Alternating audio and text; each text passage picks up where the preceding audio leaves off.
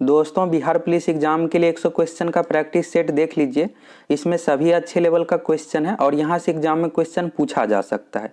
इस practice set में सभी विषय से प्रश्न है। एग्जाम में सेम इसी तरह का क्वेश्चन पूछा जाएगा। पहला क्वेश्चन है, कार्य तथा सामर्थ्य के मात्रक है क्रमशः। इस क्वेश्चन का सही आंसर क्या होगा आप कमेंट करके बताइए। 5 से 6 सेकंड का आपको समय लेना है। आगे मैथ का भी क्वेश्चन है, तो मैथ सेक्शन में आपको 1 मिनट का समय लेना है। इस क्वेश्चन में जो पूछा जा रहा है, कार्य तथा सामर्थ्य के मात्रक है क्रमशः। क्रमशः यानी सीरियल से आपको बताना है। सामर्थ्य यानी शक्ति हो गया। अगर आप इस क्वेश्चन का जवाब ए और बी ऑप्शन दिए हैं तो आपका जवाब गलत है। अब चलिए सही आंसर क्या होगा। तो शक्ति P बराबर जो सूत्र होता है, शक्ति यानी पावर, P बराबर जो सूत्र हो गया कार्य बट्टा समय W/T, और कार्य का इंग्लिश नाम होता है वर्क, तो यानी W हो गया, और समय का होगा सेकेंड, समय का मात्रक होता है सेकेंड, और T हो गया यहाँ पर। तो शक्ति बराबर जो सूत्र होता है कार्य बट्टा समय। अब यहाँ से W बराबर क्या हो जाएगा, P गुना T हो जाएगा क्रॉस गुना करने पर।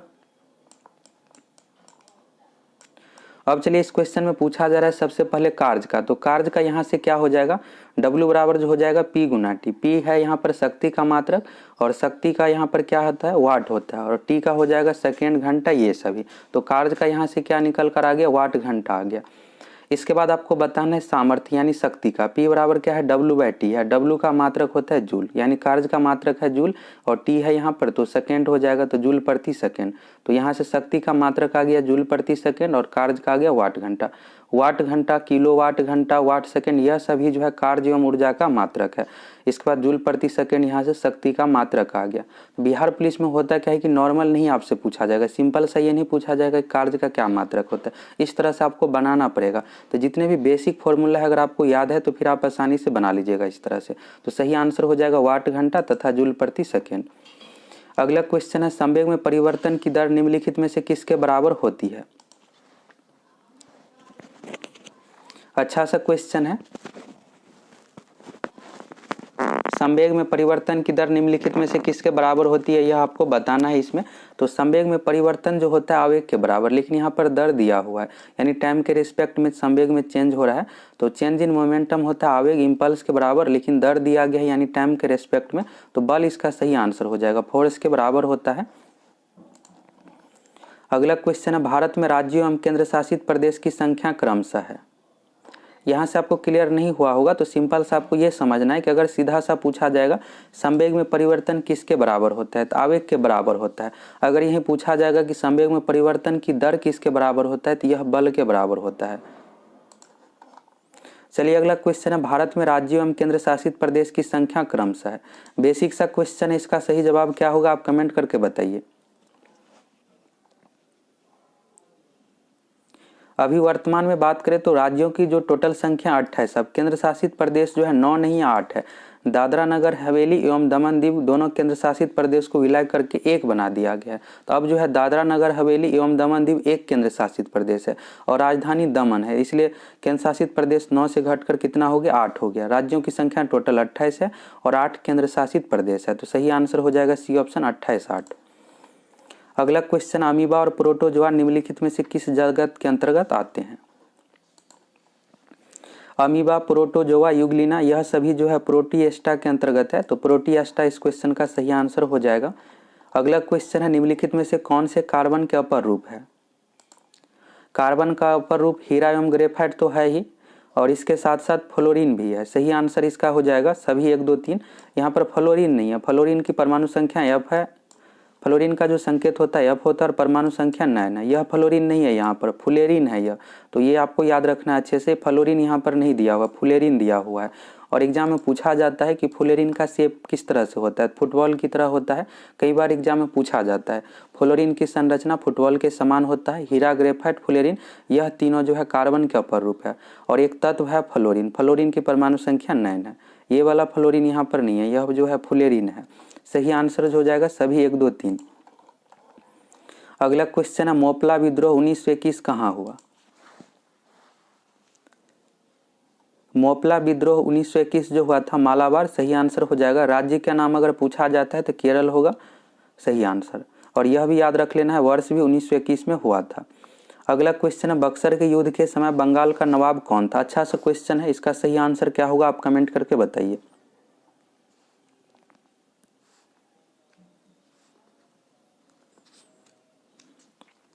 इस क्वेश्चन का सही आंसर मीर कासिम नहीं होगा। अगर आप मीर कासिम आंसर दिए हैं तो आपका जवाब गलत है। अब इसमें समझ लीजिए थोड़ा सा। 1757 में अंग्रेजों ने मीर जाफर को बंगाल का नवाब बनाया था। इसके बाद 1760 में मीर जाफर के दामाद मीर कासिम को बंगाल का नवाब बनाया। फिर इसके बाद क्या किया गया कि जुलाई 1763 में फिर से मीर जाफर को दोबारा से बंगाल का नवाब बनाया गया था। और बक्सर का जो युद्ध हुआ था 22 अक्टूबर 1764 को, और उस समय जो नवाब था बंगाल का मीर जाफर था, मीर कासिम नहीं था। मीर कासिम को 1763 में हटा दिया गया। हटा इसलिए दिया गया कि अंग्रेज का जो भी ऑर्डर था उसको सही तरीके से नहीं मानता था। इस कारण से मीर कासिम को हटा करके फिर से मीर जाफर को जुलाई 1763 में बंगाल का नवाब बना दिया गया। और बक्सर का जो युद्ध हुआ था 1764 में, तो उस समय भी बंगाल का नवाब जो हो जाएगा मीर जाफर ही था। सही आंसर मीर जाफर हो जाएगा। तो यहाँ से आपको क्लियर हो गया होगा। और बक्सर के युद्ध में अंग्रेजी सेना का नेतृत्व जो किया था हेक्टर मुनरो, यह भी एग्जाम में पूछा जाता है। और बक्सर का युद्ध जो हुआ था 22 अक्टूबर 1764 को, और इस अंग्रेज एवं यहाँ पर जो बंगाल के नवाब मीर कासिम के तरफ से जो था अवध के नवाब सिराजुद्दौला और मुगल बादशाह शाह आलम द्वितीय और मीर कासिम हो गया, तीनों एक तरफ था और अंग्रेज एक तरफ था, यानी दोनों के बीच यहाँ पर संयुक्त युद्ध हुआ था। अगला क्वेश्चन है जी का मान।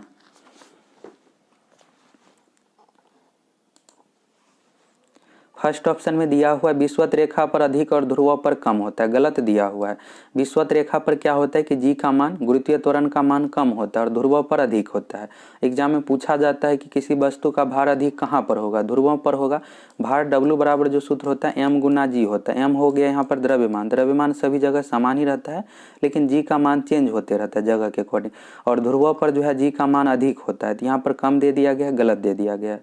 और कम जो होगा विषुवत रेखा पर। इसके बाद है पृथ्वी की केंद्र की ओर जाने पर कम होता है, पृथ्वी के केंद्र की ओर जाने पर बिल्कुल कम होता है, यह सही दिया हुआ। इसके बाद है पृथ्वी की सतह से ऊपर जाने पर बढ़ता है, तो यह गलत है। पृथ्वी की सतह से अगर आप ऊपर जाते हैं तो जी का मान क्या होगा कि कम होगा, यहाँ पर बढ़ेगा नहीं। इसके बाद है नियत रहता है, तो नियत बिल्कुल भी नहीं रहता, जगह के अकॉर्डिंग चेंज होता है। लेकिन कैपिटल जी गुरुत्वाकर्षण नियतांक का मान सभी जगह समान होता है। तो सही आंसर हो जाएगा पृथ्वी के केंद्र की ओर जाने पर कम होता है और पृथ्वी के केंद्र पर शून्य होता है, यह भी याद रखिएगा। अगला क्वेश्चन है पहला लोकपाल विधेयक भारत की संसद में पेश किया गया था। पहला लोकपाल विधेयक भारत की संसद में जो पेश किया गया था 1968 में, और वर्तमान समय में भारत का जो लोकपाल है पिनाकी चंद्र घोष, PC घोष है। अगला क्वेश्चन है विधानसभा की सदस्यता की न्यूनतम उम्र सीमा क्या है। यहाँ से जितने भी पॉइंट बताएंगे सभी आपको याद रखना है, और यहाँ से क्वेश्चन उम्र से रिलेटेड पूछा जाता है। सबसे पहले यहाँ पर ऑप्शन में 18 वर्ष, तो मतदान यानी वोट देने के लिए जो न्यूनतम उम्र का कंडीशन है 18 वर्ष। अगर 18 वर्ष कंप्लीट हो गया है तो आप वोट दे सकते हैं, मतदान कर सकते हैं। इसके बाद आते हैं पंचायत चुनाव में, यानी पंचायत की सदस्यता के लिए, यानी वार्ड सदस्य हो गया, मुखिया का चुनाव अगर आप लड़ना चाहते हैं तो इसके लिए जो न्यूनतम उम्र का कंडीशन 21 वर्ष है। पंचायत का सदस्य बनने के लिए, ग्राम पंचायत का सदस्य बनने के लिए न्यूनतम उम्र का कंडीशन है 21 वर्ष। इसके बाद आते हैं 25 वर्ष। इस क्वेश्चन में पूछा जा रहा है विधानसभा की सदस्यता, यानी MLA के लिए विधानसभा की सदस्यता। अभी बिहार विधानसभा का जो चुनाव हुआ था यह विधानसभा का ही चुनाव था, MLA का चुनाव था कुछ दिन पहले। तो MLA बनने के लिए जो न्यूनतम उम्र का कंडीशन है 25 वर्ष का कंडीशन है। और विधान परिषद, राज्यों में जो होता है विधानसभा होता है, सभी राज्यों में है, और कुछ राज्यों में विधान परिषद भी है, जैसे बिहार में भी विधान परिषद है। विधान परिषद के सदस्य बनने के लिए न्यूनतम उम्र का जो कंडीशन है 30 वर्ष है। तो यहाँ तक क्लियर हो गया। इस क्वेश्चन का सही आंसर हो जाएगा 25 वर्ष। अब आपको केंद्र का भी याद रखना है। केंद्र मीन्स यहाँ पर हो गया लोकसभा और राज्यसभा। तो लोकसभा का सदस्य बनने के लिए न्यूनतम उम्र का कंडीशन 25 वर्ष है, और राज्यसभा का सदस्य बनने के लिए न्यूनतम उम्र का कंडीशन 30 वर्ष है। राष्ट्रपति, उपराष्ट्रपति एवं राज्यपाल बनने के लिए न्यूनतम उम्र का कंडीशन 35 वर्ष है। तो 18 से लेकर आपको 35 तक पूरा यहाँ से क्लियर हो गया होगा। मतदान यानी वोट देने के लिए 18 वर्ष का कंडीशन है, पंचायत चुनाव के लिए 21 वर्ष का कंडीशन है, विधानसभा के लिए 25 वर्ष का कंडीशन है, विधान परिषद के लिए 30 वर्ष है। अब आ जाना है केंद्र में, तो केंद्र में यानी लोकसभा, राज्यसभा। तो लोकसभा के लिए 25 वर्ष है, राज्यसभा के लिए 30 वर्ष है। राष्ट्रपति, उपराष्ट्रपति एवं राज्यपाल बनने के लिए न्यूनतम उम्र का कंडीशन 35 वर्ष है। अगला क्वेश्चन है बिहू किस राज्य का लोक नृत्य है। बिहू जो है असम राज्य का लोक नृत्य है। फर्स्ट ऑप्शन इसका सही हो जाएगा असम। अगला क्वेश्चन है भारत के प्रथम उपराष्ट्रपति कौन थे। इस तरह का बेसिक क्वेश्चन भी एग्जाम में पूछा जाता है। भारत के प्रथम राष्ट्रपति डॉक्टर राजेंद्र प्रसाद थे और इस क्वेश्चन में उपराष्ट्रपति पूछा गया है तो भारत के प्रथम उपराष्ट्रपति डॉक्टर सर्वपल्ली राधाकृष्णन थे और दूसरे नंबर पर राष्ट्रपति भी बने थे। डॉक्टर राजेंद्र प्रसाद जी के बाद दूसरे नंबर पर जो राष्ट्रपति बने थे डॉक्टर सर्वपल्ली राधाकृष्णन, यह भी याद रखना है। और 5 सितंबर को प्रत्येक वर्ष शिक्षक दिवस मनाया जाता है। डॉक्टर सर्वपल्ली राधाकृष्णन जी के जन्म दिवस पर प्रत्येक वर्ष 5 सितंबर को राष्ट्रीय शिक्षक दिवस मनाया जाता है और 5 अक्टूबर को विश्व शिक्षक दिवस मनाया जाता है। तो पूछ लिया जाता है कि विश्व शिक्षक दिवस कब मनाया जाता है, तो 5 अक्टूबर को पूरे विश्व भर में और अपने देश में 5 सितंबर को शिक्षक दिवस मनाया जाता है। इसके बाद है पंडित जवाहरलाल नेहरू, तो भारत के प्रथम प्रधानमंत्री थे और एग्जाम में पूछा जाता है ये कि भारत के प्रथम उप प्रधानमंत्री कौन थे। सरदार वल्लभ भाई पटेल भारत के प्रथम उप प्रधानमंत्री थे और एम वेंकैया नायडू अभी वर्तमान समय में भारत के उपराष्ट्रपति है, 13वें उपराष्ट्रपति है। अगला क्वेश्चन है भारत में लोधी वंश का आखिरी शासक कौन था। कल आप लोगों को होमवर्क वीडियो में बताए थे कि जितने भी वंश है दिल्ली सल्तनत से रिलेटेड आपको जो याद रखना है, पहला यानी संस्थापक कौन था और अंतिम शासक। तो लोधी वंश का संस्थापक बहलोल लोधी था और इसमें लास्ट का पूछा जा रहा है तो सही आंसर जो हो जाएगा इब्राहिम लोधी। सिकंदर लोधी के पुत्र इब्राहिम लोधी लोधी वंश का आखिरी शासक था। फर्स्ट ऑप्शन इसका सही हो जाएगा। अगला क्वेश्चन है विचलन कोण का मान निर्भर करता है। विचलन कोण का जो मान निर्भर करता है आपतन कोण पर, बी ऑप्शन इसका सही हो जाएगा। और यहाँ से एक और पॉइंट याद रखना है, अगर आपतन कोण अधिक होता है तो विचलन कोण कम होगा, यानी उल्टा रिलेशन होता है। अगर आपतन कोण कम है तो विचलन कोण अधिक होगा, अगर अधिक है तो कम होगा, उल्टा रिलेशन दोनों के बीच में होता है। अगला क्वेश्चन उपराष्ट्रपति को पद एवं गोपनीयता की शपथ कौन दिलाता है। उपराष्ट्रपति को पद एवं गोपनीयता की शपथ राष्ट्रपति दिलाता है। फर्स्ट ऑप्शन इसका सही हो जाएगा। प्रधानमंत्री सर्वोच्च न्यायालय के मुख्य न्यायाधीश की भी पद एवं गोपनीयता की शपथ राष्ट्रपति दिलाता है। प्रधानमंत्री एवं मुख्य न्यायाधीश का नियुक्ति की जाती है राष्ट्रपति द्वारा, लेकिन राष्ट्रपति एवं उपराष्ट्रपति का चुनाव होता है। अगला क्वेश्चन है निम्न में से संकटपन जातियां नहीं है। इस क्वेश्चन का जो सही आंसर हो जाएगा फर्स्ट ऑप्शन डोडो पक्षी। डोडो पक्षी पृथ्वी पर से विलुप्त हो गया है। डोडो पक्षी, डायनासोर, यह सभी जो है विलुप्त के कैटेगरी में। संकटपन जातियां नहीं है, संकट उसी का होगा जो पृथ्वी पर मौजूद है। तो ग्रेट इंडियन बस्टर्ड, बाघ, कस्तूरी मृग, इन तीनों पर संकट की स्थिति बना हुआ है, लेकिन डोडो पक्षी पृथ्वी पर है ही नहीं, विलुप्त हो गया। और डायनासोर भी पृथ्वी पर से विलुप्त हो गया है, विलुप्त के कैटेगरी में है। अगला क्वेश्चन है संयुक्त राष्ट्र दिवस कब मनाया जाता है। संयुक्त राष्ट्र संघ की स्थापना 24 अक्टूबर 1945 को हुआ था, तो इसलिए प्रत्येक वर्ष संयुक्त राष्ट्र दिवस 24 अक्टूबर को मनाया जाता है। अगला क्वेश्चन है तारापुर परमाणु रिएक्टर भारत के किस राज्य में है। तारापुर परमाणु रिएक्टर भारत के महाराष्ट्र राज्य में है। फर्स्ट ऑप्शन इसका सही हो जाएगा महाराष्ट्र। आप इस प्रैक्टिस सेट को पूरा बनाइए, हो सकता है कभी आपको कुछ क्वेश्चन आसान दिखे और एग्जाम में भी इसी तरह से रहता है कि शुरू में आपको लगेगा कि क्वेश्चन आसान है, पूरा बनाने के बाद पता चलता है तो पूरा बने। अगला क्वेश्चन है भारत में कम्युनिस्ट पार्टी का गठन किस वर्ष हुआ था। भारत में कम्युनिस्ट पार्टी का जो गठन हुआ था 1925 में। फर्स्ट ऑप्शन इसका सही हो जाएगा। 26 दिसंबर 1925 को कानपुर में और संस्थापक MN राव थे। अगला क्वेश्चन है सूरजकुंड झील निम्नलिखित राज्यों में से किस राज्य में स्थित है।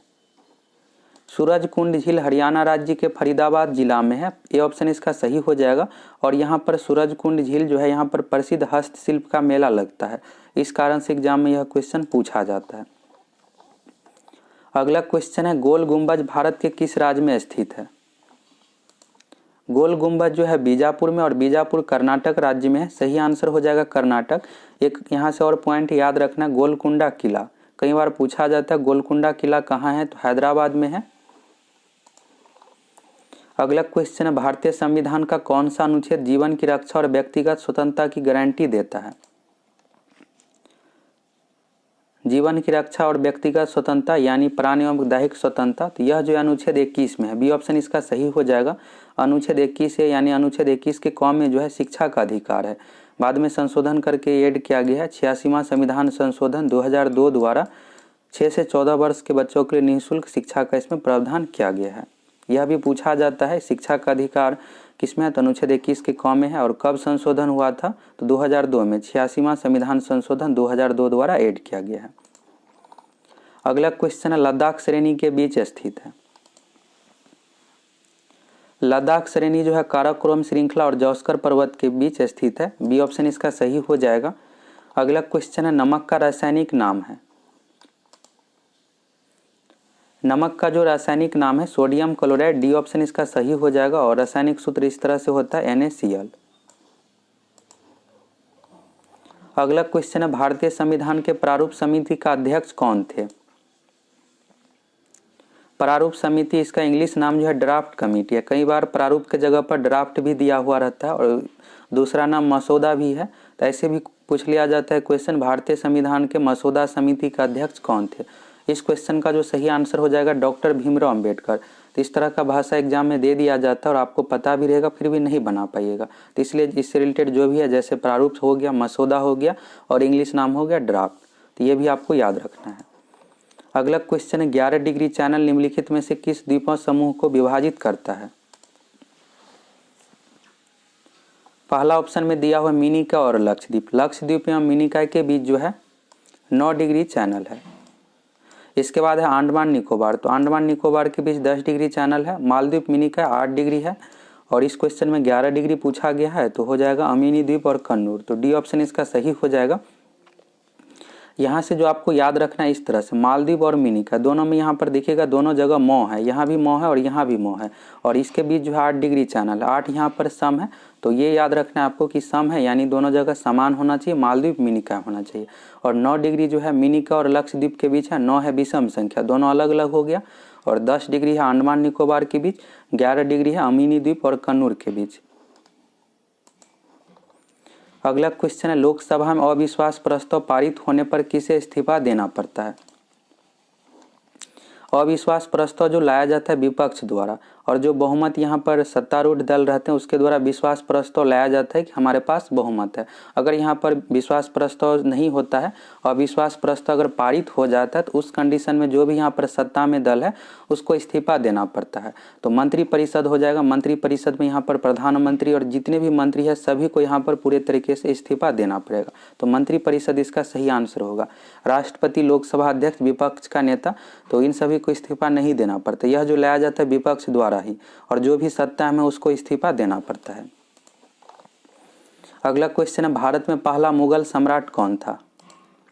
मुगल वंश का संस्थापक बाबर था। और मुगल वंश जो भारत में है 1526 ईस्वी में बाबर ने मुगल वंश का यहाँ पर नींव रखा है। तो सही आंसर हो जाएगा बाबर। और बाबर का सीरियल नंबर यहाँ से आपको याद रखना है। बाबर के पुत्र का नाम है हुमायूं। हुमायूं के पुत्र का नाम है अकबर। अकबर के पुत्र का नाम है जहांगीर। जहांगीर के पुत्र का नाम है शाहजहां। और शाहजहां के पुत्र का नाम है औरंगजेब। तो बाबर के पुत्र है हुमायूं, हुमायूं के पुत्र है अकबर। यहाँ से पूछ दिया जाता है दूसरे तीसरे नंबर का अरेंज करने के लिए रहेगा कि मुगल शासक को आप सजाइए। तो बाबर के बाद हो जाएगा हुमायूं, हुमायूं के बाद अकबर। अगला क्वेश्चन है बिहार में कुल लोकसभा सीटों की संख्या है। बिहार में लोकसभा सीटों की जो टोटल संख्या है 40 है। फर्स्ट ऑप्शन इसका सही हो जाएगा। और राज्यसभा के सदस्यों की टोटल संख्या बिहार से 16 है। विधान परिषद में टोटल 45 सदस्य है। 45 नहीं 75 है। बिहार में विधान परिषद में सीटों की टोटल संख्या 75 है और विधानसभा में 243 है। तो चारों पॉइंट याद रखिएगा। यहाँ से क्वेश्चन पूछा जाता है। लोकसभा सीटों की संख्या 40 है। राज्यसभा में 16 सदस्य है बिहार से सीटों की संख्या है। विधान परिषद में 75 है और विधानसभा में 243 है। अगला क्वेश्चन एड्स रोग का जनक है एक। एड्स जो है विषाणु जनित बीमारी है। बी ऑप्शन इसका सही हो जाएगा विषाणु। अगला क्वेश्चन है विद्युत बल्ब का फिलामेंट बना होता है। विद्युत बल्ब का जो फिलामेंट बना होता है टंगस्टन का। सही आंसर हो जाएगा टंगस्टन।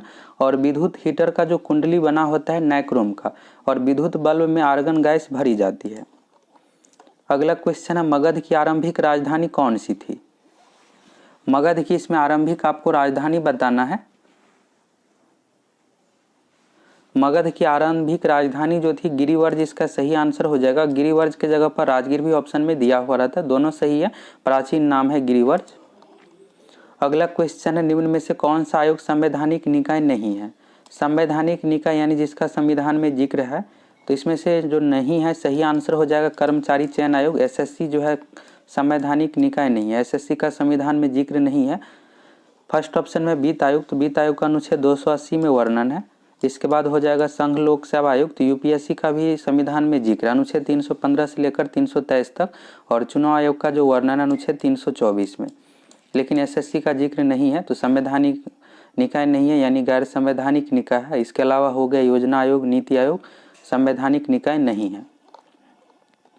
अगला क्वेश्चन है निम्न में से कौन सी रबी फसल नहीं है। इसमें से जो रबी फसल नहीं है, चावल नहीं है। चावल जो है खरीफ फसल का उदाहरण है। राई यहाँ पर दिया हुआ है, तो सरसों का नाम है। सरसों जो है गेहूं के समय में ही यहाँ पर बोई जाती है, तो सही आंसर हो जाएगा चावल। अगला क्वेश्चन है भारत का सबसे सूखा भाग है। भारत का जो सबसे सूखा भाग है राजस्थान, इसका सही आंसर हो जाएगा पश्चिमी राजस्थान, और यहीं पर थार मरुस्थल है। अगला क्वेश्चन है दक्षिण अफ्रीका की मुद्रा कौन सी है। दक्षिण अफ्रीका की जो मुद्रा है रेंड है, करेंसी पूछा गया है, तो रेंड करेंसी है। अगला क्वेश्चन है भारत में कुल उच्च न्यायालय की संख्या है। भारत में कुल उच्च न्यायालय की संख्या भी वर्तमान समय में जो है 25 है, सही आंसर हो जाएगा 25, और 25वां उच्च न्यायालय आंध्र प्रदेश उच्च न्यायालय बना है। अगला क्वेश्चन अरावली पहाड़ियां भारत के किस राज्य में स्थित है। अरावली पहाड़ियां भारत के राजस्थान राज्य में स्थित है, सही आंसर हो जाएगा राजस्थान। अगला क्वेश्चन है भारत में दल बदल संबंधी मामलों पर अंतिम निर्णय लेने का अधिकार है। दल बदल संबंधित मामलों पर अंतिम निर्णय लेने का अधिकार निर्वाचन आयोग को नहीं है। यह जो निर्णय अधिकार है सदन के अध्यक्ष को, और सदन के अध्यक्ष द्वारा ही अयोग्य घोषित किया जाता है, और यह निर्णय जो है सदन के अध्यक्ष, अगर लोकसभा की बात करें तो लोकसभा अध्यक्ष, बिहार की बात करें तो बिहार में जैसे विधानसभा है तो विधानसभा के अध्यक्ष के पास यह निर्णय है लेने का।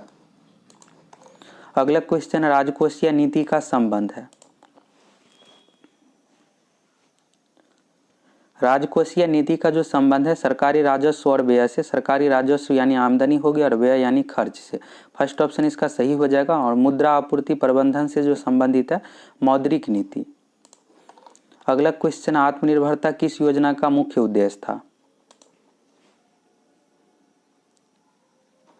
आत्मनिर्भरता जो उद्देश्य था 1900 यहाँ पर तीसरी पंचवर्षीय योजना का, पहली पंचवर्षीय योजना 1951 से 56, दूसरी है 56 से 61, और तीसरी है 61 से 66। तो 1961 से 66 के बीच जो चली थी तीसरी पंचवर्षीय योजना, और इसका जो मुख्य निर्देश उद्देश्य था यहाँ पर आत्मनिर्भर, तो सही आंसर हो जाएगा तीसरी योजना।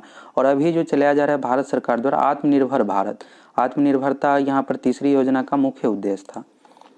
अगला क्वेश्चन है मैडम भीखाजी कामा ने भारत के त्रिरंगी स्वतंत्रता ध्वज को कहाँ फहराया था।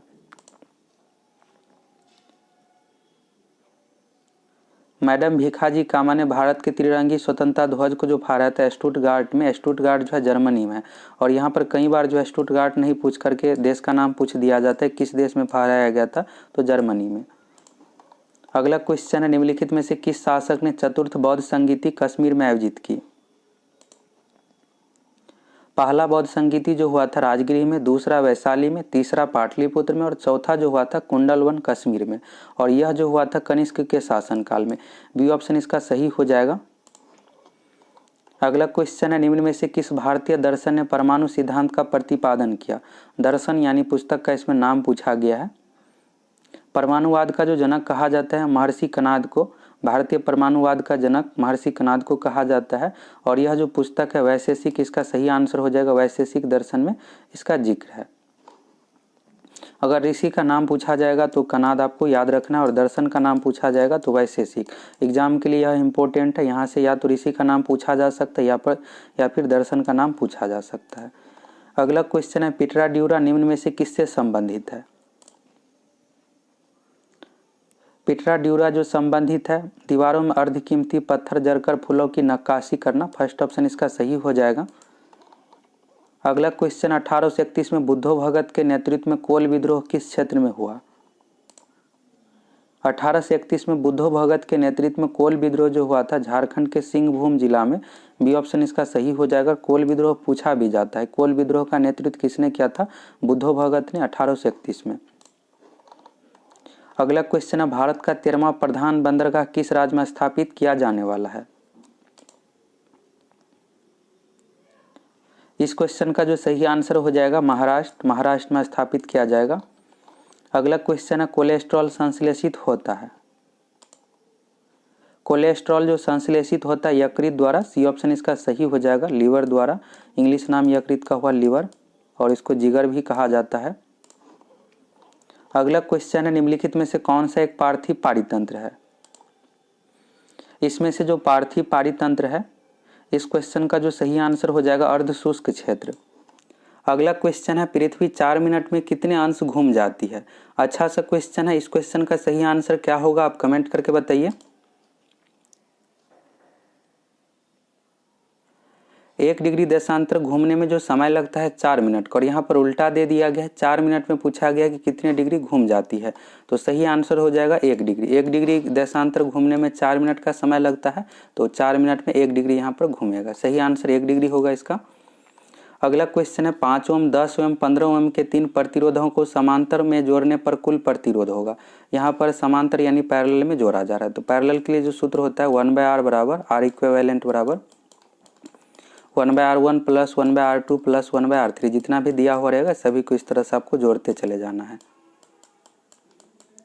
और यहाँ पर तुल्य प्रतिरोध आपको बताना है, तो यानी 1/r का मान ये जो यहाँ पर है r, इस r का मान आपको निकालना है। तो 1/r बराबर जो यहाँ पर होगा इस तरह से 1/5, 1/5 हो गया, प्लस 1/10 हो गया यहाँ पर, प्लस 1/ यहाँ पर 15, और सबका यहाँ पर आप एलसीएम ले लीजिए। 5, 10, 15 का जो एलसीएम होगा 30 होगा। फिर यहाँ पर 6 आ गया, प्लस यहाँ पर 3 होगा, और प्लस यहाँ पर 2 होगा, तो 6 प्लस 3 9 हो गया, प्लस 2 तो 11/30 हो गया। अब आंसर क्या होगा, तो यहाँ पर आपको r का मान निकालना है, और 1/r यहाँ से जो आ गया 11/30 आ गया, तो r बराबर जो होगा इसको उलट कर लिखना पड़ेगा। यहाँ पर 1/r है और 11/30 है, तो r का मान जो हो जाएगा 30/11 हो जाएगा। तो 30/11 इसका सही आंसर हो गया, 30/11 हो। सी ऑप्शन इसका सही हो जाएगा। अगर सीरीज में पूछा जाता है यहाँ पर श्रेणी में, तो सीधा सा जोड़ देते, सभी को 5, 10, 15 को जोड़ देते, लेकिन एग्जाम में समांतर का ही पूछा जाता है। अगला क्वेश्चन है कौन सा दर्पण हमेशा काल्पनिक प्रतिबिंब बनाता है। काल्पनिक प्रतिबिंब जो बनता है समतल दर्पण में और साथ ही उत्तल दर्पण में भी। सही आंसर हो जाएगा उत्तल दर्पण एवं समतल दोनों। अगला क्वेश्चन इनमें से कौन क्षार नहीं है, यानी बेस नहीं है, कौन नहीं है आपको बताना है। तो KOH कैल्शियम, यहाँ पर KOH पोटेशियम हाइड्रोक्साइड जो है क्षार है। इसके बाद है CaOH का ट्वाइस कैल्शियम हाइड्रोक्साइड भी क्षार है। K2SO4 पोटेशियम सल्फेट जो है क्षार नहीं है। इसके बाद है ZNO जिंक ऑक्साइड भी क्षार का उदाहरण है, तो सही आंसर जो हो जाएगा K2SO4। अगला क्वेश्चन है इनमें से कौन सबसे ज़्यादा सक्रिय हैलोजन है। हैलोजन जो है फ्लोरीन, क्लोरीन, ब्रोमीन, आयोडीन, इसमें से आपको बताना है कि सबसे सक्रिय कौन है, एक्टिव कौन है। तो फ्लोरीन है, एग्जाम में यहाँ क्वेश्चन पूछा जाता है, फ्लोरीन इसका सही आंसर हो जाएगा। अगला क्वेश्चन इनमें से कौन सा यंत्र प्रकाश विद्युत प्रभाव पर कार्य करता है। प्रकाश विद्युत प्रभाव पर इस पर जो कार्य करता है फोटो सेल, यानी हो गया यहाँ पर सौर सेल, सौर बैटरी। डी ऑप्शन इसका सही हो जाएगा, प्रकाश विद्युत प्रभाव के सिद्धांत पर कार्य करता है। अगला क्वेश्चन है विद्युत ऋणता का सही क्रम है। विद्युत ऋणता यानी इलेक्ट्रोनिगेटिविटी का आपको सही क्रम बताना है, सबसे अधिक किसका, इस तरह से यहाँ पर सजाकर बताना है। इलेक्ट्रोनिगेटिविटी सबसे अधिक जो है फ्लोरीन का है, तो फ्लोरीन यहाँ पर दिया हुआ है, तो फ्लोरीन का डी ऑप्शन हो जाएगा। यहाँ पर छोटा दिखाया गया है, फ्लोरीन से अधिक है यहाँ पर आयोडीन, आयोडीन से अधिक है ब्रोमीन, ऐसा नहीं होता है। सबसे अधिक जो होता है फ्लोरीन का, उससे कम यहाँ पर क्लोरीन होगा, इससे कम ब्रोमीन का। सही आंसर डी ऑप्शन हो जाएगा। अगला क्वेश्चन MnO2 क्या है, मैग्नीज ऑक्साइड क्या है बताना है। मैग्निक ऑक्साइड जो है ऑक्सीकारक एवं अपचायक दोनों है, तो सही आंसर हो जाएगा अपचायक तथा ऑक्सीकारक दोनों है। अगला क्वेश्चन N3H में नाइट्रोजन की ऑक्सीकरण संख्या है। केमिस्ट्री में इसी तरह का क्वेश्चन एग्जाम में पूछा जाता है, और एक क्वेश्चन ऑक्सीडेशन नंबर से भी 2020 में पूछा गया था, और इस टॉपिक से एग्जाम में क्वेश्चन पूछा जाएगा। बनाना कैसे है सीख लीजिए। यहाँ पर N3H दिया हुआ है और इसमें आपको नाइट्रोजन का बताना है ऑक्सीडेशन नंबर। जिसका भी पूछा जाएगा उसको आपको x मान लेना है। तो यहाँ पर नाइट्रोजन यानी N का आपको ऑक्सीडेशन नंबर निकालना है, तो उसको x मान लीजिए। अब यहाँ पर N कितना दिया हुआ है, 3 दिया हुआ है, N3H यानी 3 है, तो 3 में x से गुना कर दीजिए। 3 गुना x हो गया। इसके बाद प्लस का यहाँ पर साइन देना है और हाइड्रोजन का जो है 1 होता है, +1 हो गया और बराबर में 0 लिखना है।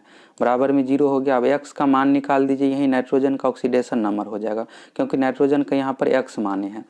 तो यहाँ पर क्या हो जाएगा 3x बराबर -1 हो जाएगा। +1 यहाँ पर है, बराबर को साइड ले जाइएगा तो -1 हो गया। 3x बराबर -1 तो x बराबर क्या हो जाएगा यहाँ से -1/3 हो जाएगा।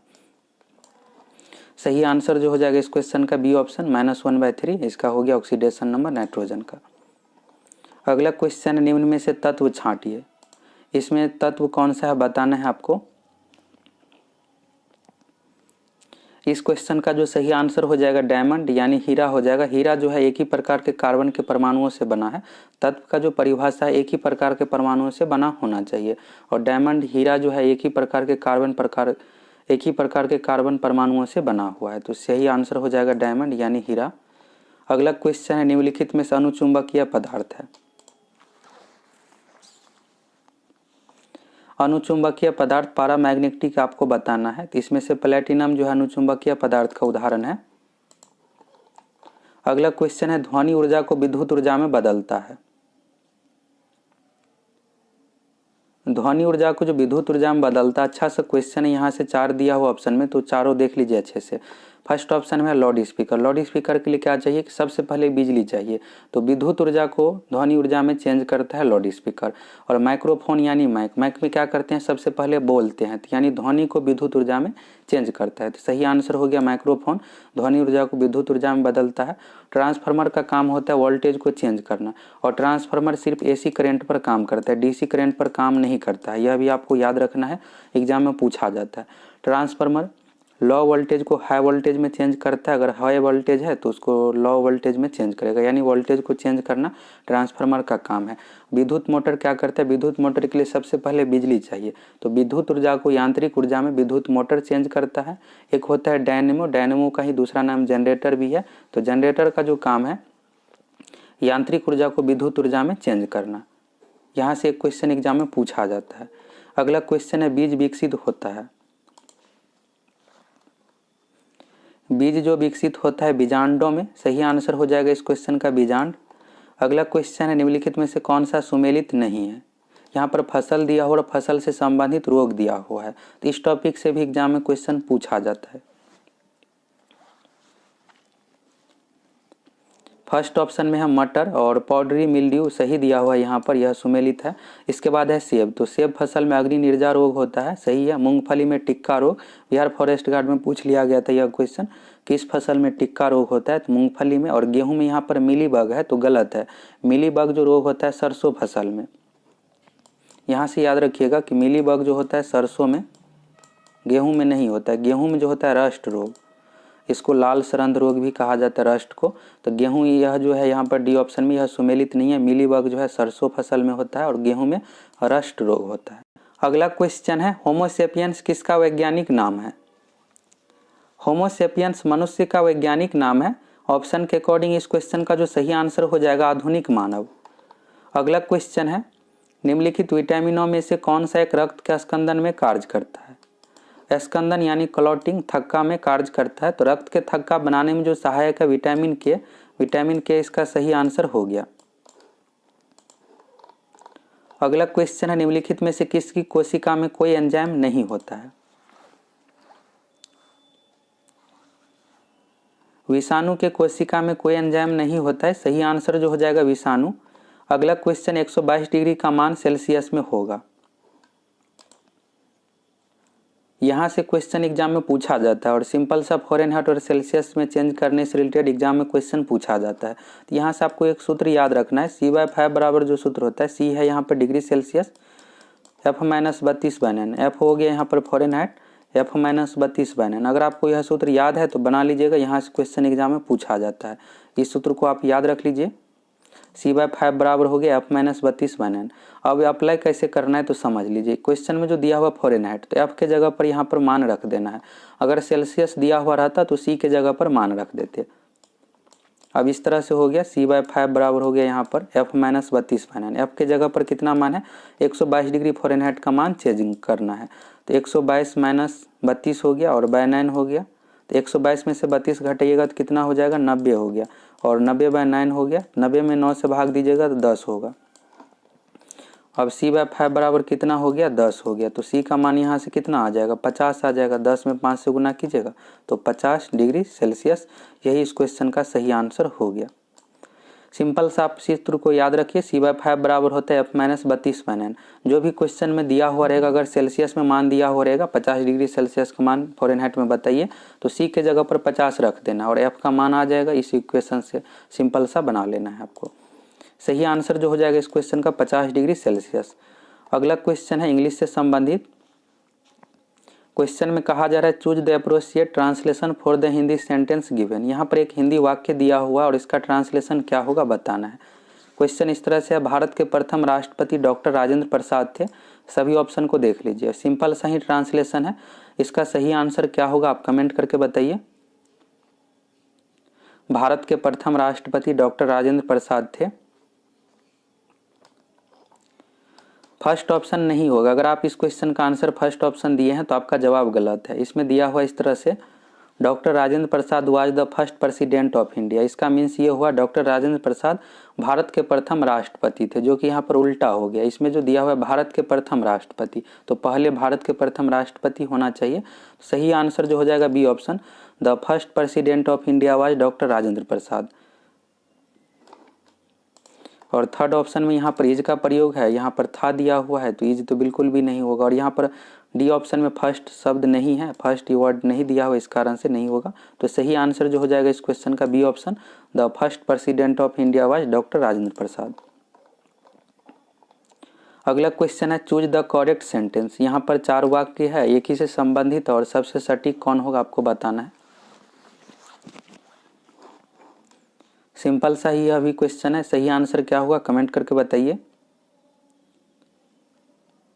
फर्स्ट ऑप्शन में दिया हुआ है Mohan is the most tall student in the class. इसका मीन्स ये हुआ कि मोहन अपने क्लास में सबसे लंबा है। अब इसका सही ट्रांसलेशन यहाँ पर क्या है आपको बताना है वाक्य। यहाँ पर टॉल के जगह पर जो होना चाहिए टॉलेस्ट होना चाहिए, तो बी ऑप्शन इसका सही हो जाएगा। Mohan is the tallest student in the class. Mohan अपने क्लास में सबसे यहाँ पर लंबा विद्यार्थी है। अब यहाँ पर आपको लगेगा कि टॉलर क्यों नहीं होना चाहिए। टॉलर जो होता है किसी के कंपेयर में, अगर मोहन को राम से यहाँ पर कंपेयर करते, मोहन राम के तुलना में लंबा है तो उस कंडीशन में टॉलर होता है, कंपेयर के कंडीशन में। और मोहन जो अपने क्लास में सबसे लंबा है तो इस कारण से टॉलेस्ट होगा। बिल्कुल सही है, बी ऑप्शन इसका सही हो जाएगा। अगला क्वेश्चन है choose the correct antonym of honest. तो सिंपल सा ही, एंटोनम मीन्स होता है विपरीतार्थक शब्द, ऑनेस्ट का आपको उल्टा बताना है।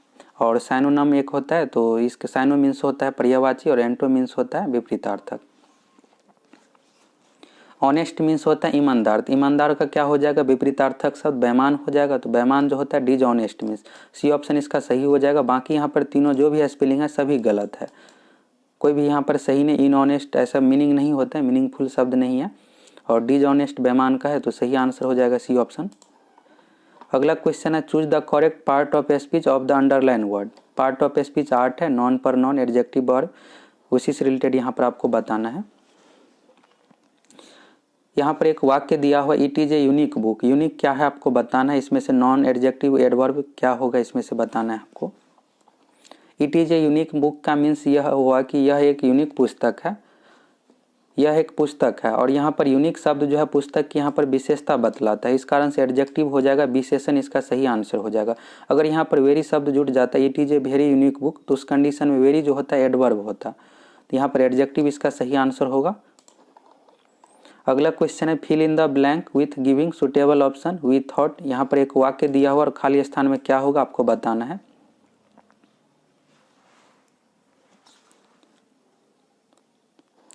यहाँ पर इस तरह से दिया हो वी थॉट दैट सी और द जॉब, इसमें क्या होगा तो वुड गेट होगा। सही आंसर जो हो जाएगा we thought that she would get the job.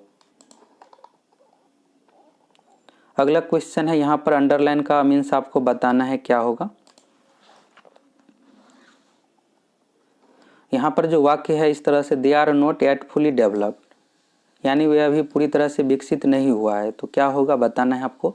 तो मैच्योर जो होता है पूरी तरह से विकसित हो गया उसको कहा जाता है इम्पार्शियल मीन्स होता है निष्पक्ष, और एडल्ट मीन्स वयस्क यानी यंग हो गया है, और एमेच्योर इसका सही आंसर हो जाएगा। डी ऑप्शन इसका सही होगा, एमेच्योर यानी पूरी तरह से अभी विकसित नहीं हुआ है। अगला क्वेश्चन है, यहाँ पर सफिक्स बताना है। सफिक्स मीन्स होता है प्रत्यय यानी लास्ट में जुटेगा, और प्रीफिक्स मीन्स होता है उपसर्ग, शुरू में जुटता है। तो फ्रेंड में यहाँ पर क्या जुटने के बाद एक सार्थक शब्द हो जाएगा, तो फ्रेंडशिप एक सार्थक शब्द है। फ्रेंड मीन्स होता है मित्र, और फ्रेंडशिप्स मीन्स होता है मित्रता। डी ऑप्शन इसका सही हो जाएगा। जिस तरह से हिंदी में हो गया ता प्रत्यय, मित्र में ता जोड़कर मित्रता, इसी तरह से यहाँ पर शिप जुड़कर फ्रेंडशिप हो जाएगा, मित्र का हो जाएगा मित्रता, प्रत्यय जुट रहा है यहाँ पर शिप। अगला क्वेश्चन है, select the option that means the same as the given idiom. यहाँ पर आइडियम दिया हुआ है to split hairs. To split hairs का यहाँ पर आइडियम आपको बताना है क्या होगा।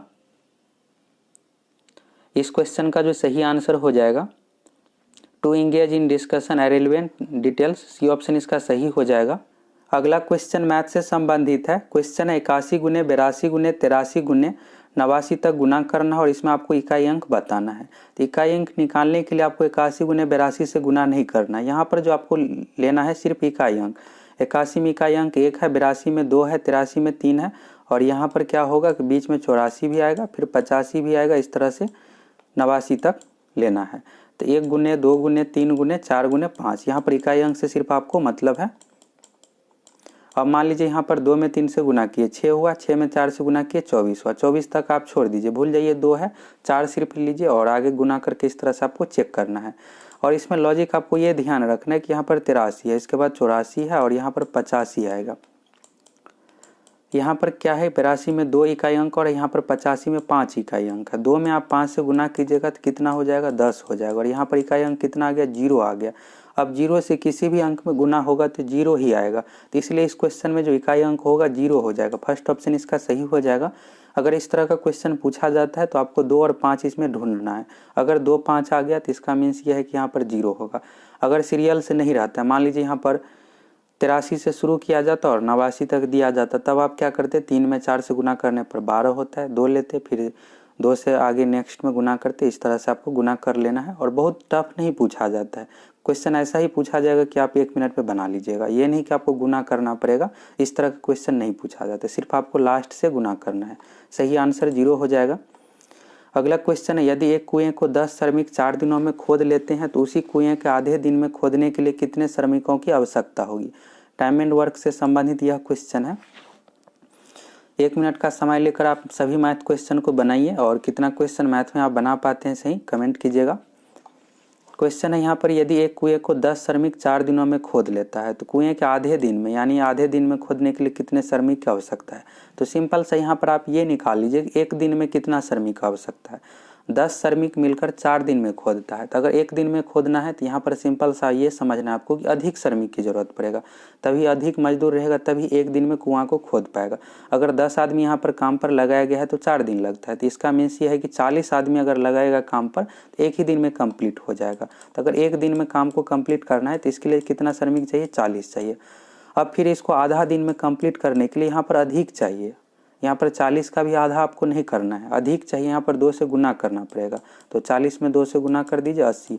अगर यहाँ पर 80 मजदूर रहेगा तो आधा दिन में ही काम कंप्लीट हो जाएगा। सही आंसर हो जाएगा डी ऑप्शन 80। अगला क्वेश्चन है, यदि एक नगर की जनसंख्या में 4% वार्षिक दर से वृद्धि होती है और शरणार्थियों के कारण 1% वार्षिक दर से अतिरिक्त वृद्धि होती है तो 2 वर्ष पश्चात जनसंख्या में वृद्धि होगी। यहाँ पर 4% वार्षिक की दर से वृद्धि हो रहा है और 1% जो है शरणार्थियों के कारण से, यानी बाहरी यहाँ पर आ रहा है शरणार्थी, इस कारण से भी जनसंख्या में अतिरिक्त वृद्धि हो रहा है। तो 2 वर्ष पश्चात पूछा गया है, तो जनसंख्या में टोटल वृद्धि कितना हो रहा है, तो 4 + 1 हो गया, यहाँ पर 5 हो गया, टोटल 5% का यहाँ पर वृद्धि हो रहा है जनसंख्या में, और 2 वर्ष का निकालना है। तो अगर इस तरह का क्वेश्चन एग्जाम में पूछा जाता है तो इस सूत्र का आपको प्रयोग करना है, x + y गुना x गुने y, यहाँ पर प्लस होगा,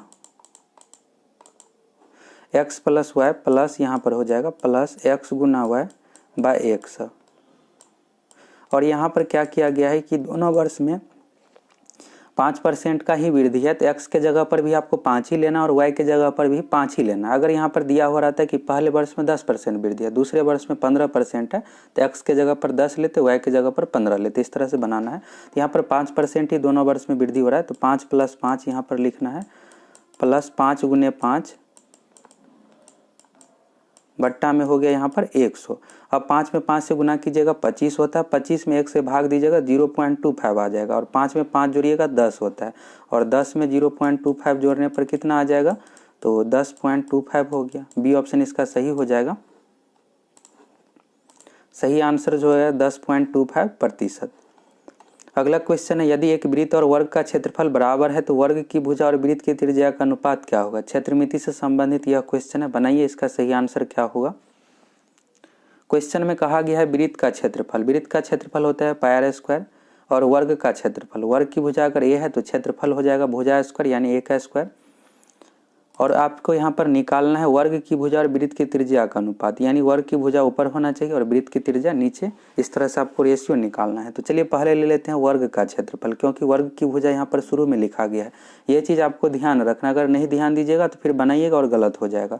तो वर्ग की क्षेत्रफल, सबसे पहले वर्ग का क्षेत्रफल ले लेते हैं। तो अगर वर्ग की भुजा a है तो वर्ग का क्षेत्रफल कितना हो जाएगा, a² हो जाएगा, भुजा स्क्वायर होता है, और वृत्त का क्षेत्रफल है πr², और यहाँ पर त्रिज्या हो गया πr²। अब आपको निकालना है a/r का रेशियो, यहाँ से आपको निकालना है, यानी a/r का मान आपको बताना है। अब यहाँ से क्या करना पड़ेगा, a² बराबर, और यहाँ पर r² नीचे में ले लीजिए, a²/r² बराबर यहाँ पर क्या बचेगा, पाई बचेगा, और पाई का मान कितना होता है, तो 22/7, 22/7 बराबर में हो गया। अगर आप यहाँ पर लिखना चाहते हैं पाई के बट्टा में 1 भी लिख सकते हैं, नहीं तो a²/r² बराबर पाई बचेगा यहाँ से। फिर अगर आप क्रॉस गुना कीजिएगा तो यहाँ पर πr² ही मान आ जाएगा। अब आपको चाहिए a/r का मान चाहिए, तो a/r बराबर जो हो जाएगा, यहाँ पर रूट आपको निकालना पड़ेगा, रूट अंडर में हो गया 22/7।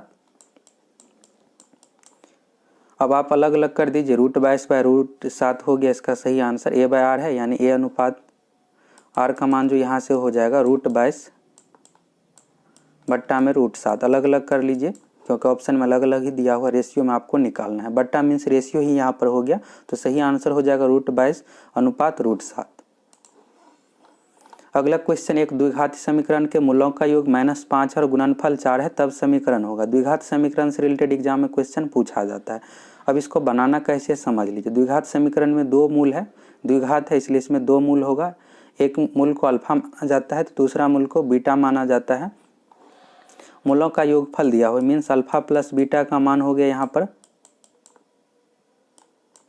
-5 हो गया, -5 यहाँ पर दिया हुआ है, और गुणनफल यानी अल्फा बीटा, मूलों का गुणनफल अल्फा बीटा बराबर हो गया यहाँ पर 4। और समीकरण अगर आपको निकालना है तो समीकरण के लिए जो सूत्र होता है इस सूत्र का आपको प्रयोग करना है, x² minus alpha plus beta x जोड़ alpha beta. Bihar police exam में यहाँ से क्वेश्चन पूछा जाता है, तो इस सूत्र को आप याद रखिएगा, x² minus alpha plus beta x जोड़ अल्फा बीटा। अब अल्फा प्लस बीटा है मूलों का योगफल, -5 यहाँ पर रख देना है, और अल्फा बीटा है मूलों का गुणनफल। मूलों का गुणनफल जो है 4 है, तो अब चलिए इसको सॉल्व करते हैं। इस तरह से x² हो गया, इस फॉर्मेट में लिख देते हैं, माइनस हो गया अल्फा प्लस बीटा का मान, यहाँ पर मूलों का योगफल -5 है तो -5 हो गया इंटू x, अब प्लस अल्फा बीटा का मान यहाँ से 4 है गुणनफल, तो 4 हो गया। अब इसको सॉल्व कर दीजिए, यहाँ पर माइनस है और ये -5 है, माइनस में -5 से गुना होगा तो +5 हो जाएगा, तो यहाँ पर क्या हो जाएगा x² + 5x + 4। अब यहाँ पर आप गौर कीजिएगा कि समीकरण लिखा हुआ है, तो इस कारण से यहाँ पर बराबर 0 हो जाएगा, तो x² + 5x + 4 इस क्वेश्चन का सही आंसर हो गया। बस इस सूत्र को आप याद रखिएगा, x² minus alpha plus beta x जोड़ अल्फा बीटा, यानी हुआ x² माइनस मूलों का योगफल गुना x प्लस मूलों का गुणनफल।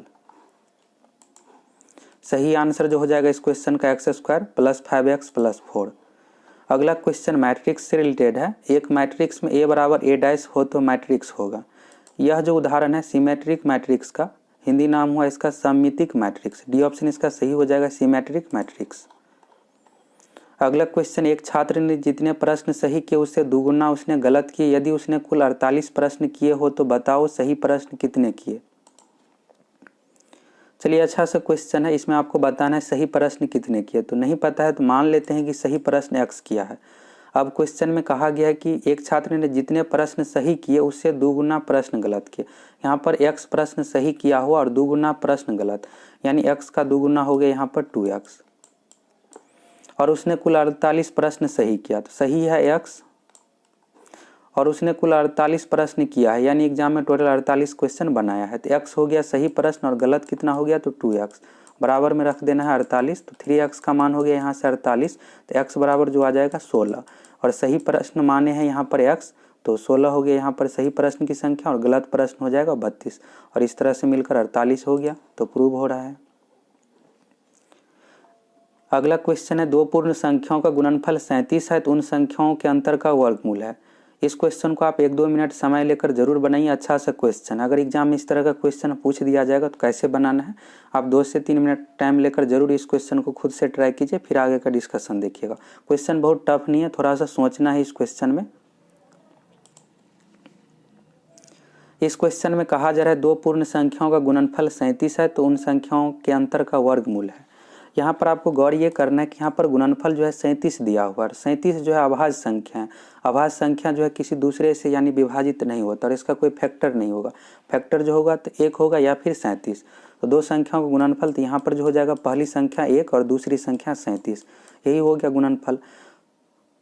यहाँ पर 1 में 37 से गुना कीजिएगा तभी 37 होगा, क्योंकि 37 जो है अभाज्य संख्या है, तो इसका कोई यहाँ पर फैक्टर नहीं होगा।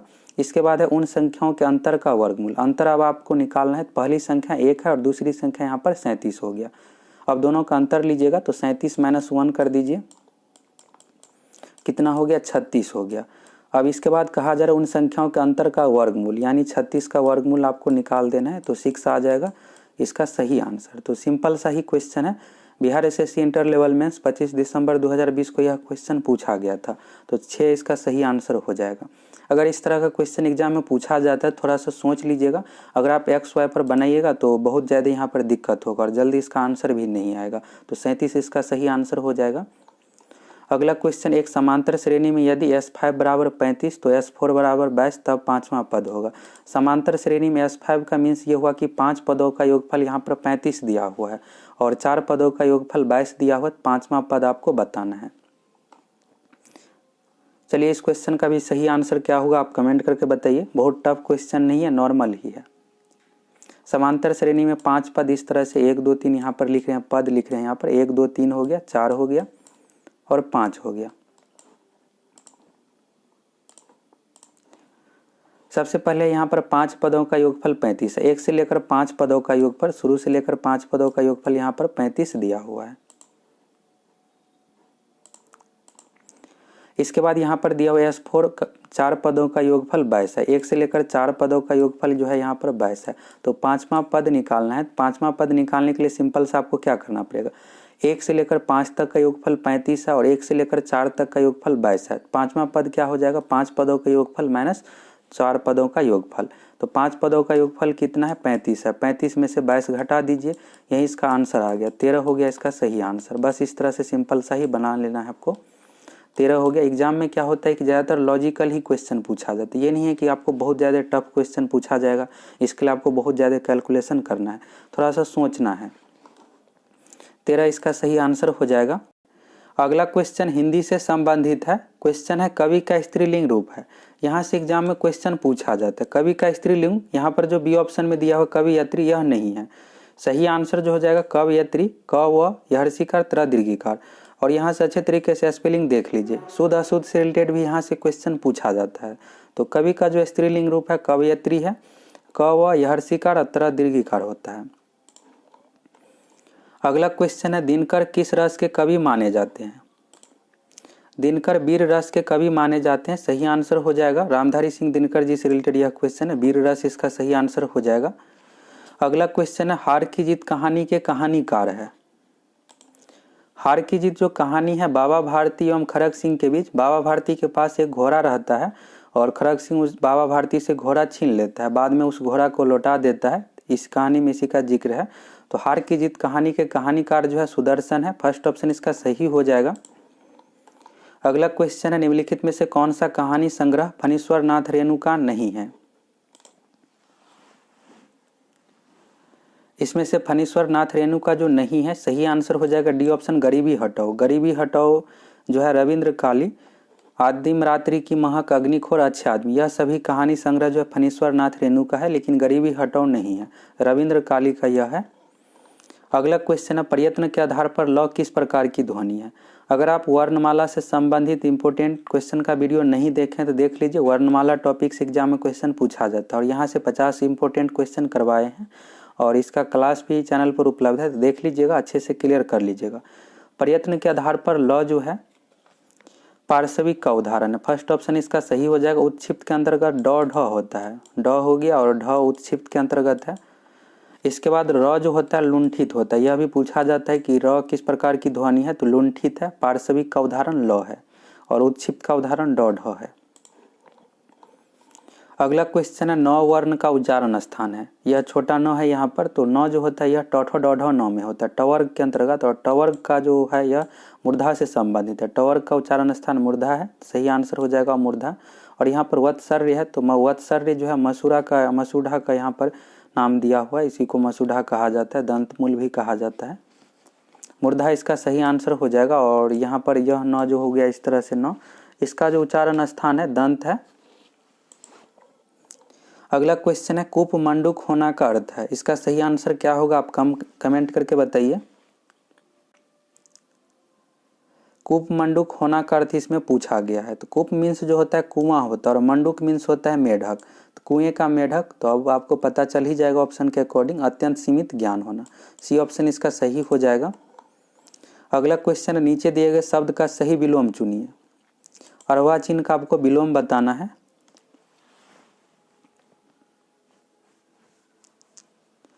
अर्वाचीन का जो अर्थ होता है नया होता है और अर्वाचीन का जो विलोम होगा प्राचीन, सही आंसर जो हो जाएगा सी ऑप्शन प्राचीन। नूतन, नव्य और नवीन, यह तीनों मिलता ही शब्द है, अर्वाचीन से मिलता जुलता शब्द है। अर्वाचीन मीन्स होता है नया और यहाँ पर नया का ही यहाँ पर पर्यायवाची है सभी, लेकिन प्राचीन इसका उल्टा हो जाएगा। अगला क्वेश्चन है, प्रथम खेलो इंडिया यूनिवर्सिटी गेम का आयोजन किस राज्य में किया गया है। प्रथम खेलो इंडिया यूनिवर्सिटी गेम का जो आयोजन किया गया उड़ीसा राज्य में, भुवनेश्वर शहर में। और अगर विश्वविद्यालय का नाम पूछा जाता है तो कलिंगा विश्वविद्यालय, याद रखिएगा। अगला क्वेश्चन है, बिहार के किस जिला में नागा नकटी पक्षी विहार है। एग्जाम के लिए यह क्वेश्चन बहुत ही इंपॉर्टेंट है और इस बार बहुत ज़्यादा न्यूज में रहा था। बिहार का पहला पक्षी महोत्सव कालरब यहीं पर मनाया गया है और यह जो है जमुई जिला में, सी ऑप्शन इसका सही हो जाएगा। मुख्यमंत्री नीतीश कुमार जी ने उद्घाटन किया था। क्वेश्चन ऐसे भी पूछा जा सकता है कि बिहार का पहला पक्षी महोत्सव का नाम क्या है, तो कालरब है, यहाँ पर कालरब हो गया इस तरह से। और नागा नकटी डैम भी एग्जाम में पूछा जा सकता है, पक्षी विहार के जगह पर अगर इस तरह से पूछा जाता है नागा डैम कहाँ है, तो जमुई जिला में, नकटी डैम कहाँ है, तो जमुई जिला में, नागा नकटी पक्षी विहार जो है जमुई जिला में है, सी ऑप्शन इसका सही हो जाएगा। और कुछ पक्षी विहार बिहार से रिलेटेड देख लीजिए। सुहियान पक्षी विहार भोजपुर जिला में है, गोगा बिल पक्षी विहार कटिहार जिला में है और नागा नकटी जमुई जिला में है। अगला क्वेश्चन बिहार से रिलेटेड ही है, बिहार से रिलेटेड इसी तरह का क्वेश्चन एग्जाम में पूछा जाता है। क्वेश्चन है, बिहार में वह जिला जहां वर्ष 2001 से 11 की अवधि में सर्वाधिक 10 के जनसंख्या वृद्धि दर अंकित की गई है, वह है। सर्वाधिक 10 के जनसंख्या वृद्धि दर वाला जो जिला है मधेपुरा है, फर्स्ट ऑप्शन इसका सही हो जाएगा। अगला क्वेश्चन है, वर्तमान समय में भारतीय अंतरिक्ष अनुसंधान संगठन के अध्यक्ष कौन है। भारतीय अंतरिक्ष अनुसंधान संगठन के अध्यक्ष, यानी यहाँ पर इसरो का पूरा नाम दिया हुआ है, तो इसरो के जो अभी वर्तमान समय में चेयरमैन है के सिवन, सी ऑप्शन इसका सही हो जाएगा। अगला क्वेश्चन है, निम्न में से कौन सा सुमेलित नहीं है। यहाँ पर राज्य, केंद्र शासित प्रदेश और राज्यपाल आपको बताना है। फर्स्ट ऑप्शन में है जम्मू कश्मीर, तो जम्मू कश्मीर का भी वर्तमान राज्यपाल मनोज सिन्हा है, सही है। और जम्मू कश्मीर के पहले यहाँ पर उपराज्यपाल होगा, केंद्र शासित प्रदेश में उपराज्यपाल होता है, तो जम्मू कश्मीर का भी वर्तमान उपराज्यपाल मनोज सिन्हा है और जम्मू कश्मीर के पहले उपराज्यपाल गिरीश चंद्र मुर्मू थे। इसके बाद है यहाँ पर त्रिपुरा का, तो यहाँ पर जो दिया हुआ है त्रिपुरा, यह गलत दिया हुआ है, यह सुमेलित नहीं है। त्रिपुरा के अभी वर्तमान राज्यपाल है रमेश बैस, आर्यन रवि नागालैंड के राज्यपाल है। इसके बाद है बिहार का फागू चौहान, तो सही है। मेघालय का सत्यपाल मलिक, यह भी सही है। अगला क्वेश्चन, एक आहार श्रृंखला में शाकाहारी है। आहार श्रृंखला से रिलेटेड एग्जाम में क्वेश्चन पूछा जाता है, इसको आप समझ लीजिए। आहार श्रृंखला में 3 चरण होता है। पहला होता है उत्पादक, उत्पादक के अंतर्गत हरे पेड़ पौधा हो गया। इसके बाद होता है उपभोक्ता, यानी हरे पेड़ पौधे को जो खाएगा उपभोक्ता के अंतर्गत है। अब यहाँ पर उपभोक्ता को सड़ा गला के जो नष्ट करता है उसको अब घटक कहा जाता है। अब घटक के अंतर्गत हो गया जीवाणु कवक। और उपभोक्ता का 3 चरण होता है। पहला हो गया उत्पादक में, उत्पादक के अंतर्गत हरे पेड़ पौधा। दूसरा है उपभोक्ता, उपभोक्ता के अंतर्गत 3 चरण होता है, प्राथमिक, द्वितीयक, तृतीयक। इस तरह से प्राथमिक के अंतर्गत हो गया शाकाहारी। शाकाहारी सबसे पहले यानी हरे पेड़ पौधे को खाएगा, जैसे हिरन है, हिरन यानी घास को यहाँ पर हो गया और पौधे को खाएगा। और हिरन को कौन खाएगा, तो बाघ, बाघ है मांसाहारी के अंतर्गत हो गया, तो द्वितीयक उपभोक्ता हो गया। और तृतीयक उपभोक्ता के अंतर्गत उसको रखा जाता है जो शाकाहारी एवं मांसाहारी दोनों है, जैसे कौवा हो गया, मनुष्य हो गया, पक्षी, यह सभी शाकाहारी और मांसाहारी दोनों होता है, तो उसको तृतीयक के अंतर्गत रखा जाता है। अब इस क्वेश्चन में ऑप्शन के अकॉर्डिंग सही आंसर क्या होगा, तो एक आहार श्रृंखला में शाकाहारी जो है प्राथमिक उपभोक्ता के अंतर्गत है, तो सही आंसर हो जाएगा उपभोक्ता। फर्स्ट ऑप्शन इसका सही हो जाएगा। अगला क्वेश्चन है निम्नलिखित में से कौन सा सुमेलित नहीं है, इसमें से कौन सा गलत है आपको बताना है। समस्थानिक से रिलेटेड यह क्वेश्चन है। कोबाल्ट 60 समस्थानिक का प्रयोग, कोबाल्ट का संकेत होता है CO, तो इस तरह से भी दिया जा सकता है कि CO 60 का प्रयोग। तो शरीर के अंतरंग के अर्बुद का उपचार, अर्बुद मीन्स होता है गांठ, शरीर के अंदर गांठ यानी कैंसर के उपचार के लिए, कैंसर रोग में गांठ हो जाता है एक तरह से, तो इसके लिए उपचार के लिए तो सही दिया हुआ। इसके बाद है गोल्ड 198 रेटिना दोषों का उपचार, तो यह गलत है। इसके बाद आयोडीन 131, आयोडीन का संकेत होता है आय, और I-131 का प्रयोग थायराइड अर्बुद का उपचार, यह भी सही है। इसके बाद है फास्फोरस 32, फास्फोरस का संकेत P होता है, P32 का प्रयोग श्वेत रक्तता का उपचार, यह भी सही दिया हुआ है। अगला क्वेश्चन है पूर्वोत्तर भारत के 7 बहनों में से कौन सा राज्य शामिल है। सही आंसर क्या होगा आप कमेंट करके बताइए, और 100 में से आप कितना क्वेश्चन सही बनाए हैं कमेंट करके बताइएगा।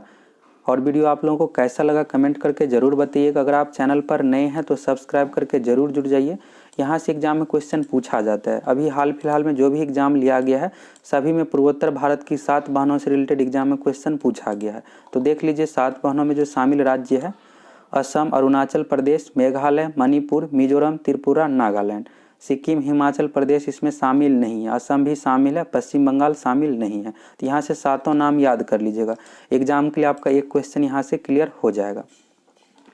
अब इस क्वेश्चन में पूछा जा रहा है कि कौन सा राज्य शामिल है, तो मणिपुर शामिल है, बाकी हिमाचल प्रदेश, सिक्किम, पश्चिम बंगाल इसमें शामिल नहीं है। तो इस तरह से 100 क्वेश्चन कंप्लीट हो गया है और एग्जाम में भी सेम इसी पैटर्न पर क्वेश्चन पूछा जाएगा।